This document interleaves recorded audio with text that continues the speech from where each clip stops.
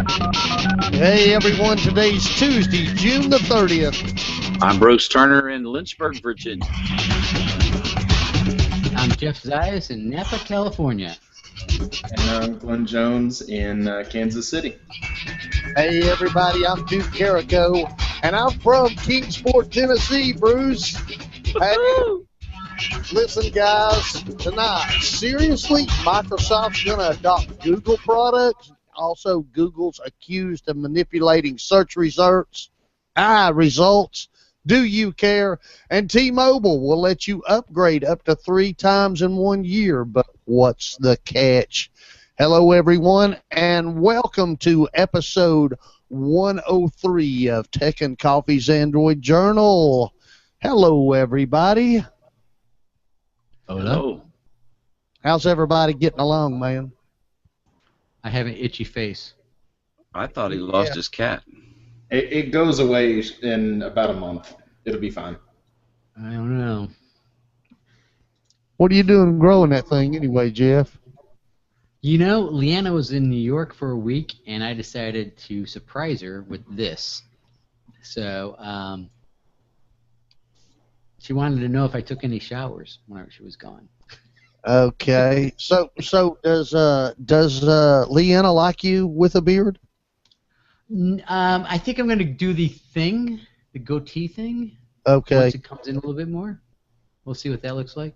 If Yeah, not, I'll just tell you, listen, I had my mustache when I met my wife. Of course, when I met my wife, I also had a head full of hair and six-pack abs. But anyway, I had my mustache, and, we'd been married for years and years.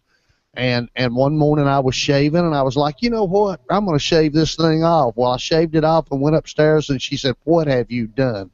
Grow it back immediately. So the mustache must make me just a tad bit less ugly, is all I can figure. it just breaks up your face. Just a little. All right. It breaks up the ugly from A. So, guys, before I get into tonight's show, tell me, it's 4th of July week. Anybody got big plans? No? My big plans are drugging the dog. Our dogs flip out when you hear fireworks, so I have to drug Oh, them. okay. So you may want to elaborate on that one, but okay, I got you now. Gotcha. Yeah, well, I did. I've got several things coming up this month at work. So I did work. I worked Monday and I worked just a little bit today, but I'm off the rest of the week. And I'm actually going to be cutting some trees, Jeff. I'm going to have a chainsaw in my hand. Unfortunately, none of my chainsaws run on Android, so it's really going to be manual labor. Hey, you talk about dogs and freaking out with the fireworks. There's a new show. I can't remember what the name of it is, but it's a brand new show on one of the networks that tells the stories about war dogs. Dogs that were used in war, and their owners, and some of them how they've been reunited and stuff like that. Boy, there was a really touching story about one of these war dogs, and there was a bunch of fireworks in the neighborhood, and the dog was just in his cage, just cowering down and shaking.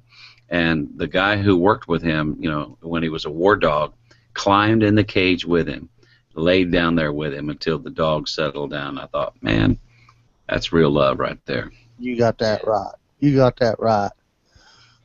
All right, everybody, really quick. Hey, man, we're monitoring Twitter, so if you use the hash Tech and Coffee, we'll read your question or comment on the air. So with that said, guys, let's start tonight's show off with a rumor. And I want to tell you something. When I read this rumor, I kind of chuckled. I really believe this is just that, a rumor that won't be coming true. But supposedly, and I want to stress supposedly, Microsoft is going to dump their Windows mobile platform and adopt Android. Excuse me. The rumor states that Redmond will offer Google Play powered devices, and they're going to be bolstered by using Microsoft apps. And in return for that, Microsoft will receive from Google versions of Google Maps, YouTube, and Search. all designed for Windows and Windows Phone. So, Bruce, I'm going to give you first crack at this one. What do you think, buddy? You know, I don't I don't buy the rumor. You know, when you think about what Microsoft is doing with Windows 10 coming out, it's getting rave reviews. I just installed it on an old Toshiba satellite laptop. It runs perfectly, runs great. The great reviews at the Microsoft Surface tablets, the new Surface 3, a little less expensive, is coming up. They want that whole stable, including the mobile device that's running on that operating system. And I think it's too soon for them to give up on that, because, and I realize there are not a lot of developers that are developing for Windows Phone, and I understand that's a problem. But I think they've got a really good idea for having that type of platform on the desktop, on the tablet, and on a phone. So I don't give much credence to it. Glenn? I don't think it would hurt them to augment it a little bit. I definitely agree that Windows 10 is great. I'm running it on this laptop. I've installed it on an old computer and my desktop back at home now. And I think that Windows has tried for the longest time to get their market share up, and they just keep almost getting there and falling back again.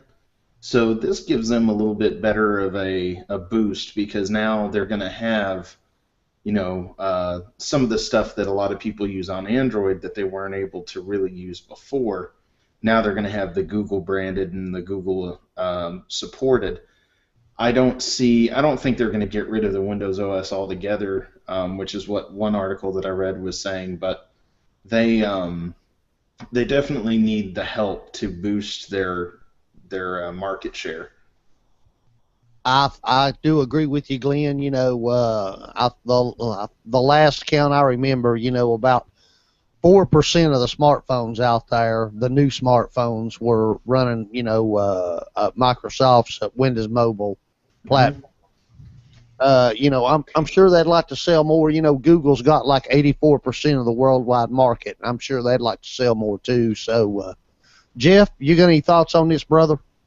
I like what Glenn said, and I think there will be some kind of wrapper that allows you to run Android apps on a Windows Phone. You know, something like that, an emulator of sorts that kind of gives them the best of both worlds, where they can use some apps and have some availability to stuff. And then I can see them maybe doing the Google Maps, but other than that, I don't see them, you know, doing anything else in terms of, you know, Quid Pro for the two things. So I think that makes sense for them to do that. Like you said, you know, there's no harm in doing it, right? There's absolutely no harm. Yeah, I don't see it happening. I really don't, and I agree with you, Bruce. I think the timing is all wrong for this rumor. You know, with all that Microsoft's got going on and fixing to happen, I just don't see this happening anytime soon. Well, and then there's that story that came out back, you know, in the end of April about Microsoft saying the developers can port iOS and Android apps, you know, to that mobile platform. You know, so why would they? You know, they're not going to abandon that too. I mean, if they can get some, you know, however they can get the apps on that phone is going to be good for them. And really, it's not a bad UI as far as how it works. My daughter's got a Windows phone, and it's an older Windows phone, and you know, I've messed around with it. It's not a bad UI. I've said many times I do like the UI. It's just I'm so heavily invested at this point in Google services that Right. it's hard for me to be pleased with any other platform. That's my problem. It's not that iOS or Windows Phone is a bad platform. It's just Google has been my platform of choice. All right, man. Hey, let's move on. Let's talk about there's a report out there from Yelp that Google is manipulating search results. You know, maybe they are, maybe they aren't. Google is very powerful when it comes to search. Most of the world now uses Google as search, no matter what platform you're searching, you know, off of. I'm kind of pleased with the results that I get on Google. So, Glenn, what do you think, man? There's always going to be a rumor that somebody's manipulating the system. Of course, they are the ones running the system, and the system is based off of what people think as well. I think it would be more of the people are putting in the answers, and the person who's trying to go, hey, they're manipulating the system, is looking for the different answer than what everybody else is putting in. I don't see it as being Google going, oh, well, we're just gonna, mess with this company this month. I don't see that happening really. Yeah. Somebody else jump in here. What's the problem here, Jeff? I got my little hand here. Makes it a lot easier. I agree, and I disagree. I think there's obviously paid ranking, right? Suggested sites. You pay for that. For companies pay for that. Mm-hmm. That's a revenue source for them.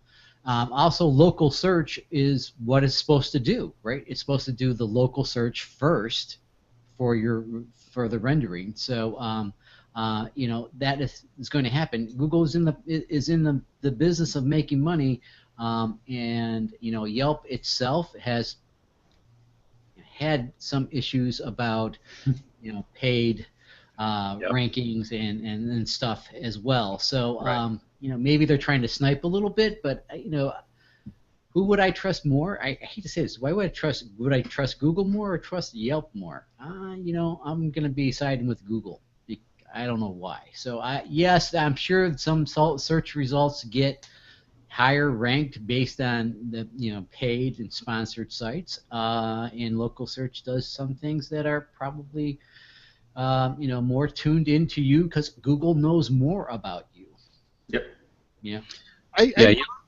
You look at a sentence in this thing, and I'm reading it, and I'm going to comment. It said Google's practices harm the consumer instead of offering them the best results possible. I have never been harmed. I have always been helped by the search results on Google, especially this last weekend. I'm in a brand new city. I'm in Indianapolis, Indiana. I'm in Carmel, Indiana.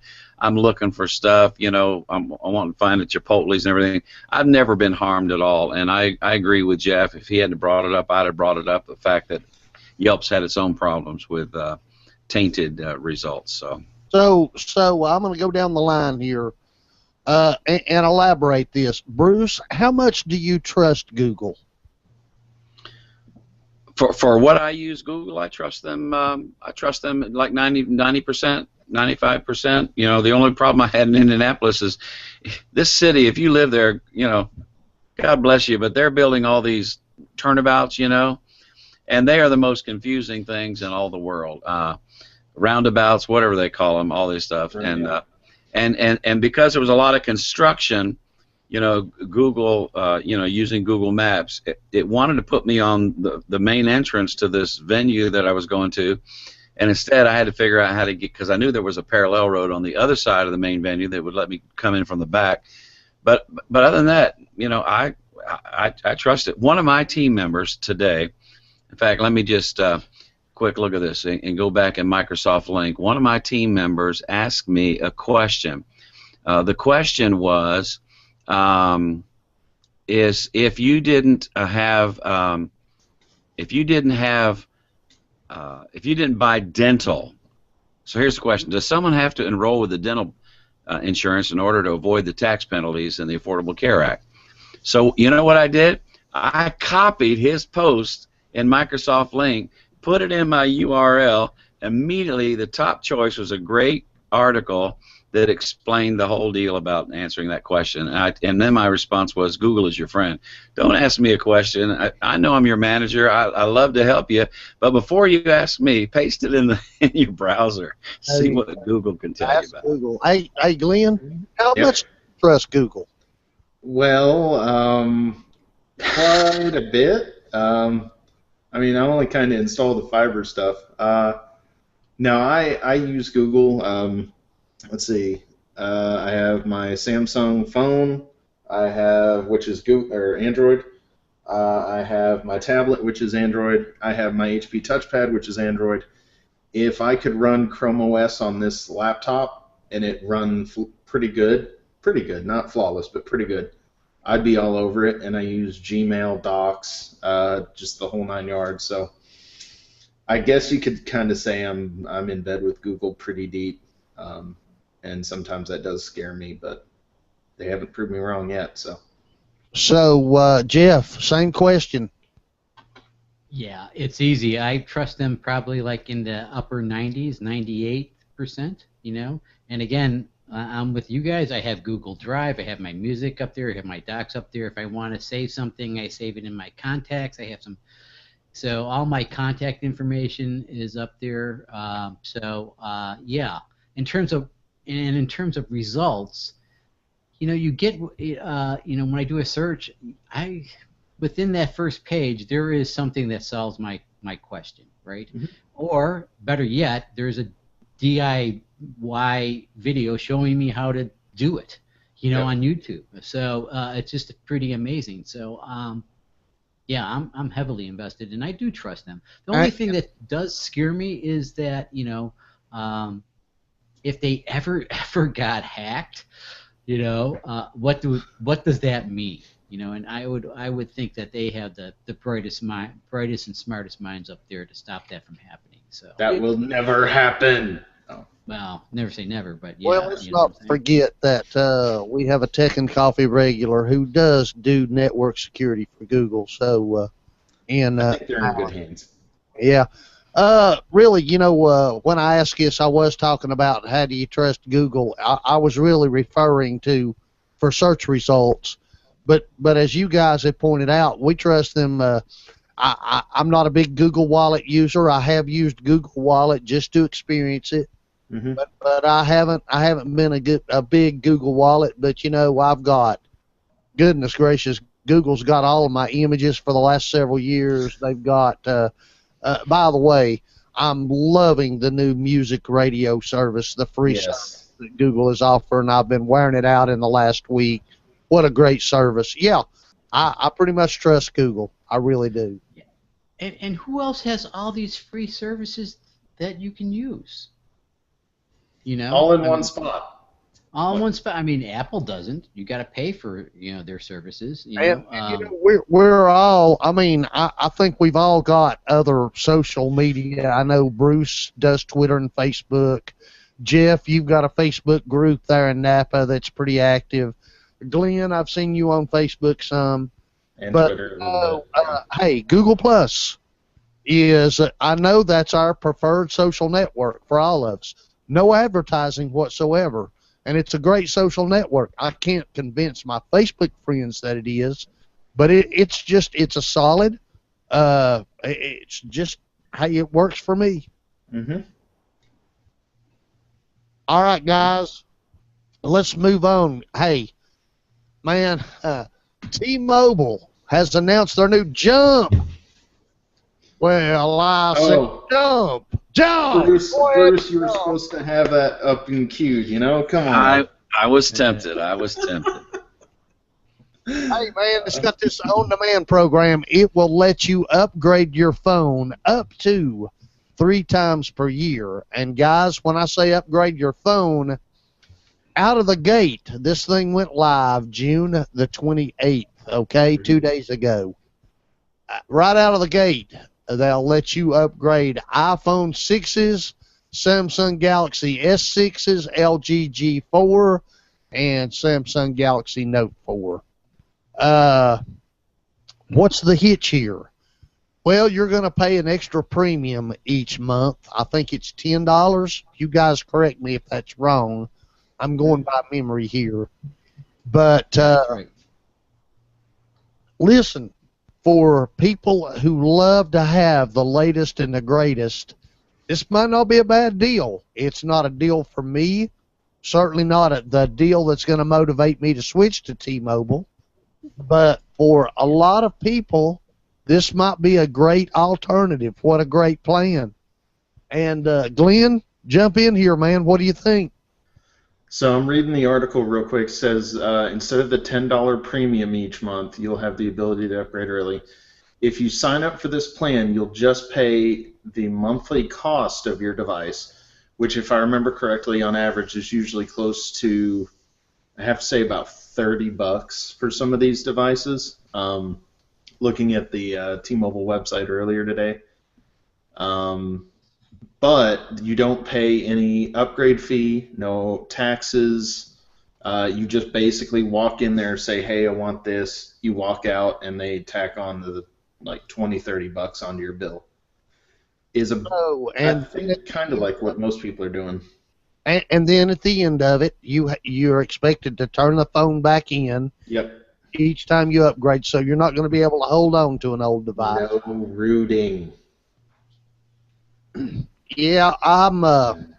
What do you think here, guys? Is this a game changer? Do you expect Verizon and AT&T to follow suit here with some sort of a plan like this?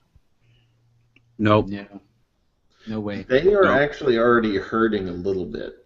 I did watch a video, and he said that they are starting to notice a tick up in the people coming from other carriers.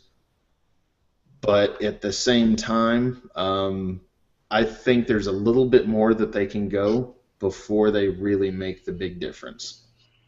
$30 a month is quite a bit for adding to your bill, especially per device. So that's going to be kind of interesting to see how people take that. So say recently I made the mistake of cracking my phone. I got a new glass put in. Mm-hmm. So does your phone have to be in good working order to upgrade it? So if you crack your phone, the article expects the phone to be in decent shape. Yes. Yeah. See, that's kind of like, I don't need the latest and greatest phone every 3 months because or every four months, I guess, once a quarter or whatever it is. By the time I like my phone, and I keep it for like 4 years about, so that's me as long as I don't break it. So I don't see anyone else doing it, to tell you the truth. I think it's still like a gimmick thing. I'll still yet maintain that if you can afford to buy your phones outright, you're going to be so much better than falling into these plans like this. Yeah. And I'll just give you this example really quick. Right now, you can buy an LG G4 on eBay unlocked for $499. Okay, Google Play Store's got it at like $650. Yeah. This is no contract. The phone's unlocked. It's real. It's on eBay. They're selling all kinds of them. It's been on a lot of the tech sites today. Okay, and listen, I'm not saying that you want to do that 3 times a year or spend $500 on a phone, but the point that I'm trying to make is if you can buy your phones out of contract, unlocked, you're not a slave to any carrier for any period of time. Yeah, I think what this story does is it underscores the branding that T-Mobile's been going after, and that is that we are the out-of-the-box uncarrier. And so people are just going to see this as another evidence that, yeah, they really are the uncarrier. They do think outside the box and everything. I don't think anybody's going to be attracted to this particular offering, but it does underscore the general thinking that they're trying to put forth for themselves. Yeah, but it's like politics. All politics are local. All networks are local. What is the best coverage in your area, right? And that's pretty much going to dictate your carrier, Well, I think, Jeff, you said it. It's more of a niche product. It's going to get to a few people, like somebody like myself who usually does upgrade, but it's not going to be a thing that everybody jumps to. And their network is a lot smaller compared to some. Yeah, and that's a factor, and you both make that point. I agree. All right, guys. Hey, I'm going to do an iOS article, but because we're talking about Google Hangouts, the new version 4.0 has come to the iOS platform, and it's kind of got a new design, a new update. If you'll notice down on the bottom, you've got the little icons for emoticons, using the camera or grabbing a picture, or including your location. And this should be the interface coming to Android. Now I'm going to ask it this way. Hey Jeff, I'll start with you. What is your preferred messaging program? My preferred messaging program? Are you using Hangouts now for your messages? No, I do not. I do not. I just use whatever the app is in my phone. And I don't do a lot of texting. I'm not a big text guy. I have never been. I'm not a big tweet guy. I don't tweet. So I have fat fingers. So if I was to send you naked really photos work for me. of myself, would you use maybe say WhatsApp? No, I put it on Facebook definitely. Fair enough. But getting back now, is this the version that will be given to Android next? Speculation is the interface that we're looking at right here for iOS will be the same interface on Android. But isn't that interesting? It's on iOS first. Say that again. That they released it for iOS prior to the releasing on Android? I don't think. You find that strange? Necessarily unusual. I think that, listen, sometimes it falls to iOS first, sometimes it falls to Android. This is not the first time that it's happened. All right. I'll be quiet. I just find it interesting that you. Okay. All right. Hey, Bruce, what is your preferred messaging app? It's Hangouts, hands down. It's one of the first things I do when I restore my phone or get a new phone. I make Hangouts my default for all SMS and MMS messaging. Puts everything in one place. Have you used Google Messenger? No. What about you, Glenn? I'm a Messenger fiend right now. It just, for me, SMS, it works. I don't know. I like Hangouts. We use it at work as well, but I think it just seems like I can keep Messenger a lot cleaner. Speaking of, I need to go cleaning some stuff off of here, but still. I just like the interface of Messenger a little bit better. It just seems to be cleaner to me. Just the way that Glenn said that, Bruce, I think he meant that he had some naked photos of Jeff. I'm not really sure. It must be. I like Hangouts. I can punch the button, and I can punch the call button, and I can call them from I can SMS or call them from my Google Voice number, from my mobile phone's number. I can text from either one of those two, which is kind of interesting because people say, I didn't answer your call because I didn't recognize the number, and I just chose to dial them from my Google Voice number. But, it just works. It just works really well for me. But I might give Messenger a try. Listen, I've tried Messenger, and I was back to Hangouts in under a day, and I too prefer Hangouts. I found Hangouts works for me. The only gripe that I have about Hangouts, and Google, I hope that you're listening, is we have a Tech and Coffee, I'm going to call it a permanent URL to a Google Plus Hangout, but the thing starts over every day. So about once a week, I have to go in and clean out my old Hangouts where everybody's joined that one, and it's no longer valid. And there's got to be a way around that, and I'm sure I'm not the only one with that problem. All right, man. Let's move on here. See, Jide Mini Android PC coming to Kickstarter this July, guys. This thing, I want to tell you why this really caught my attention.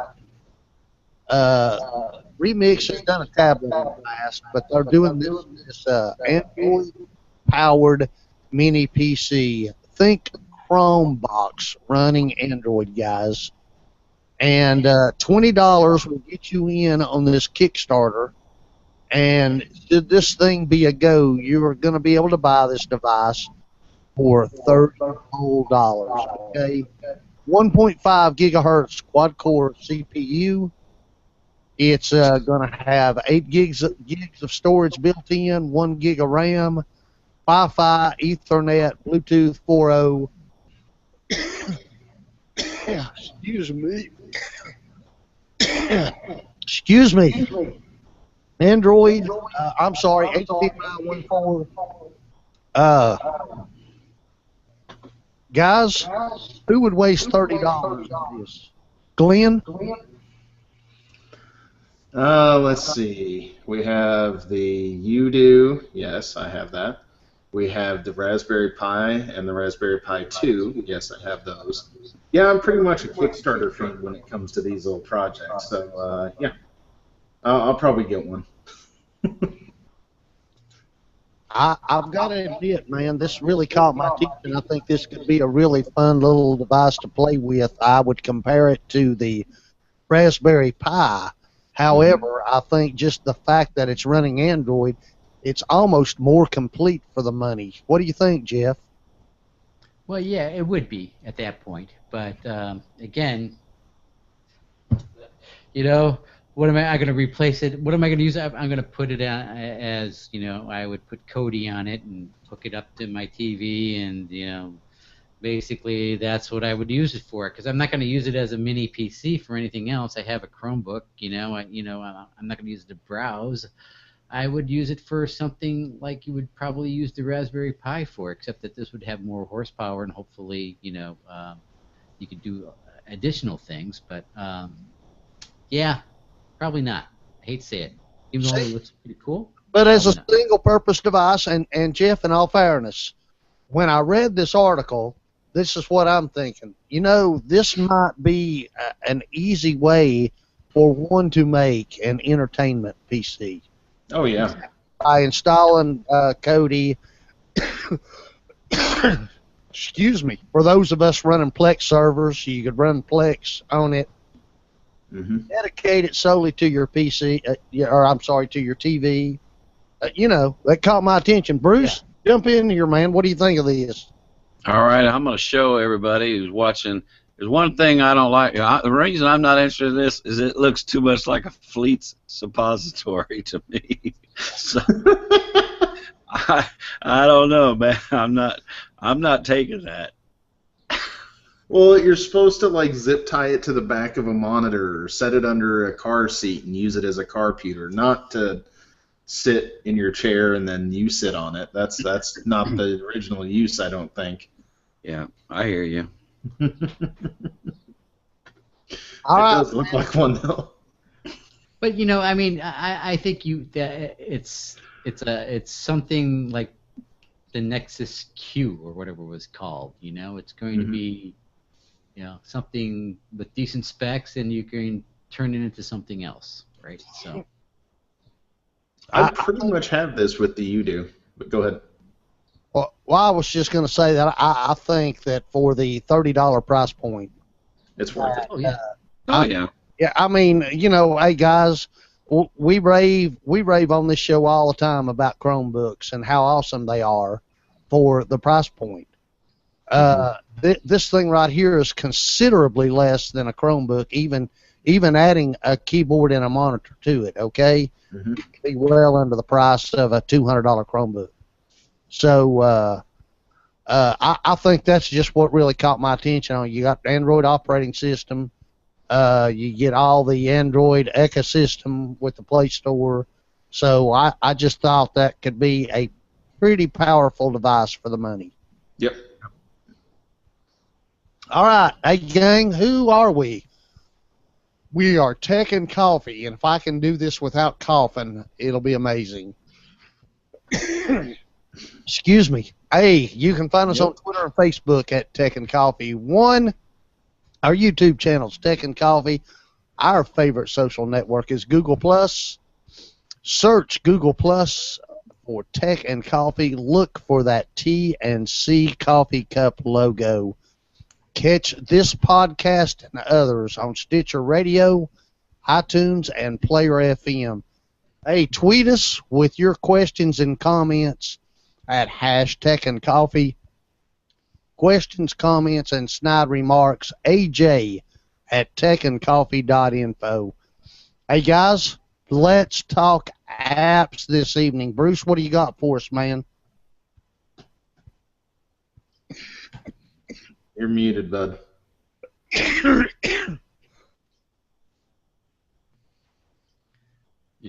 still muted, Bruce. Yeah, I know. And when you got the share thing up, you can't unmute. You got to take the share thing back down before you can unmute. So that's not too cool. So anyway, all of us are fans of the Twit network, and there's a lot of Twit apps out there, and I've tried several of them. And the one that I'm kind of working off of right now is one called Absolute Twit. It's got some interesting features that I'll share with you. Of course, you can live stream what's going on live.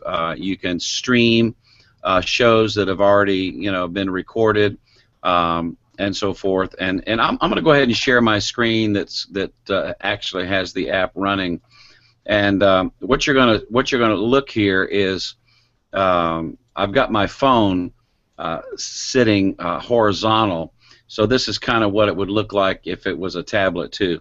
So this is what Absolute Twit looks like. And one of the things you'll notice there is that the episodes have a number on the right-hand side. That's the number of episodes that are there. So if I go to Floss Weekly, then I can see this is one of the particular episodes, and it's waiting to load. But I have an opportunity, depending on what your bandwidth is. I'm on the AT&T plan that I've got rollover, and so I'm gonna go ahead and go back. Hold on, let me go back. So I can, I can download these things or I can stream them, and that's another thing. So if you tap over those little three buttons over there to the right, you have an opportunity to download a particular episode and choose which one you want to watch. The issue with some of these Twit apps, sometimes I have problems with some of them connecting, and I always kept two Twit apps on my phone because if one of them didn't connect, the other one would. I've had pretty good results with this particular Twit app. So you can go to the live section and watch whatever's going on live on Twit right now. But it works really good. You have a choice between HD quality or standard definition, and so it just works. It works really good. So if you like Twit like I like Twit, you might want to check out the Absolute Twit app. All right, very, very good, Bruce. Thank you very much. You know what? I've used many different Twit apps. I've used, of course, a lot of RSS feeds to get Twit. I don't believe I've tried that one, and looked very interesting. Thank you very much. Hey, Glenn, what do you got, man? Well, this is a little tool that I've used for quite a few years now, and at work. When I got here, they were like, hey, you need to load this. I was like, oh, trust me, I already know how to use this. So let me go ahead and bring up my screen share of it here real quick. So this is from my phone live as we are right now. And this is Wi-Fi Analyzer. We may have done this on the show before, but I can never emphasize enough that finding yourself a nice open area, where, especially if you're in an apartment area, like I am, you can see how congested it is, and there's stuff like if I move around the room, stuff starts to pop up. I'm not going to tell you which one's mine because I'm pretty sure it shows the strongest signal for the most part. But so you have 2.4 gigahertz here, and you can swipe and you can see different signal levels.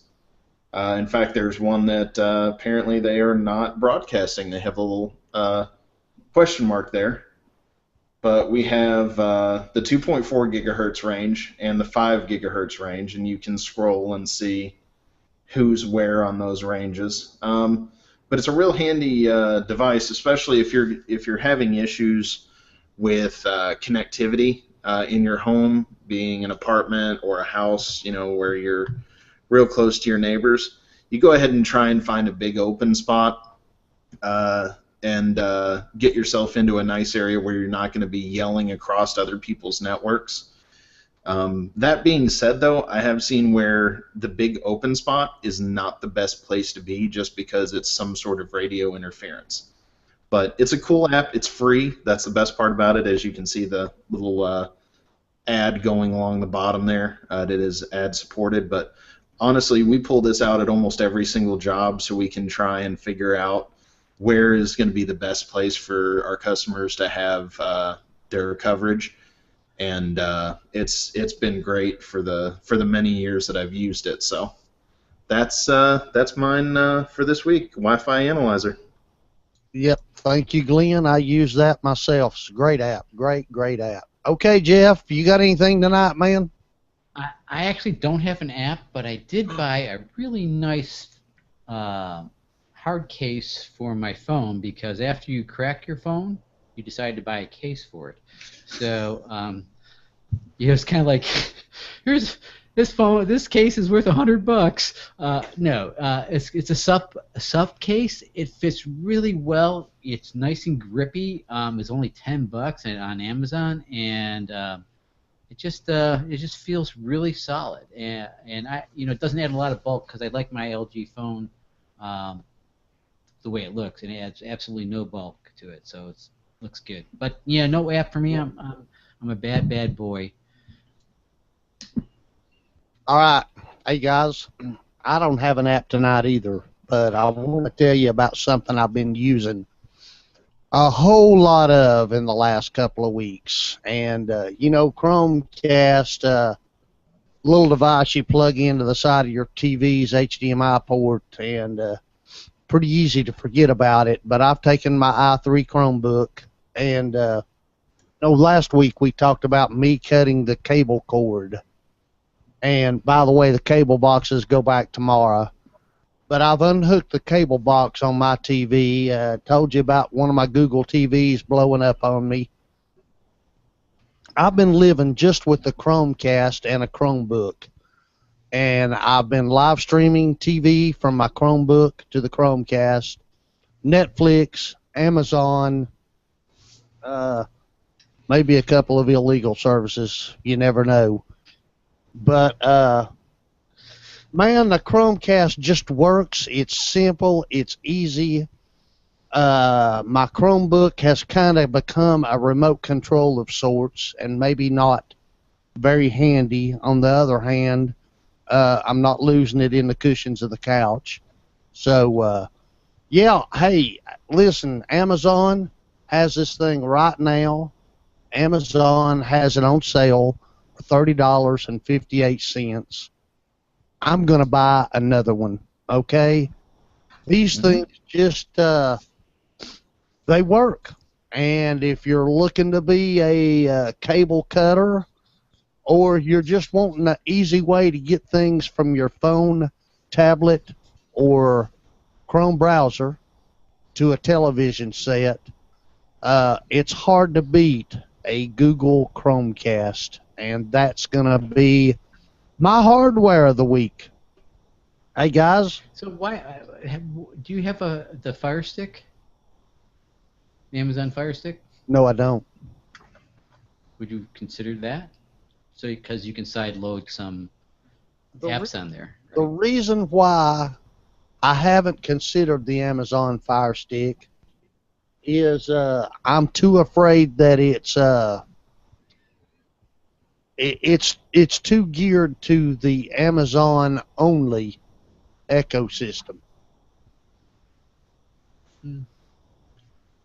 A little bit, but you can, like I said, you can definitely side load different Android apps. And listen, I've side loaded plenty of apps, but I don't want that to be the norm.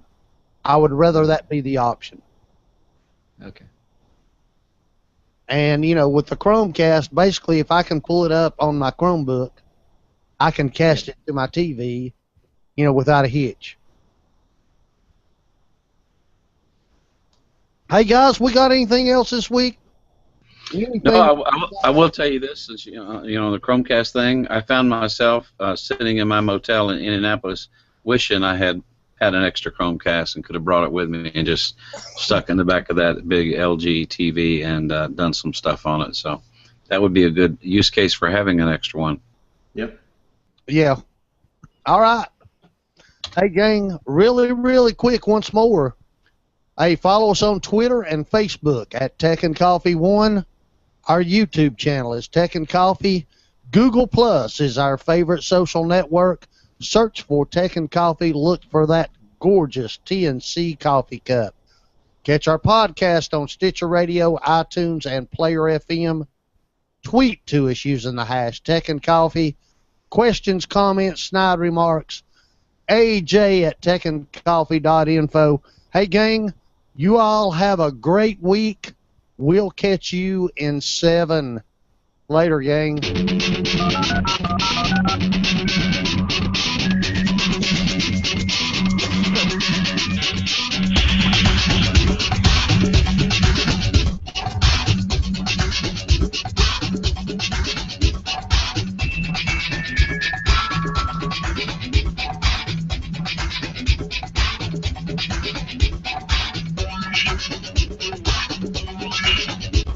Bazinga.